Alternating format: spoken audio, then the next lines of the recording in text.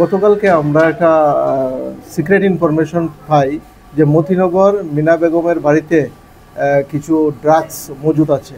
এই খবরের ভিত্তিতে আমতলী থানার অফিসার সহ টিএসআর এবং ওমেন কনস্টেবল তার বাড়িতে রেড করার পর তার বাড়ি থেকে ব্রাউন সুগার আমরা উদ্ধার করি, 2টি সেভেনের কেস উদ্ধার করি, অনুমান 21 গ্রামের মতো হবে। এই ভিত্তিতে আমরা একটা মামলা নিয়েছি, ডিপিএস অ্যাক্টের একটা মামলা নিয়েছি, যার নাম্বার হলো 76/2025, 21B 2529 অফ এনডিপিএস অ্যাক্ট।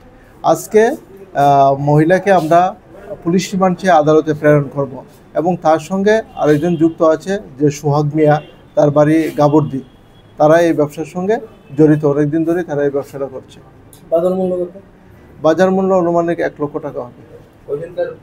একজনকে আটক করা হয়েছে, মহিলাকে, বাড়ির মালিক জড়িত আছে, ওকে আমরা পাইনি, বাড়িতে পাইনি।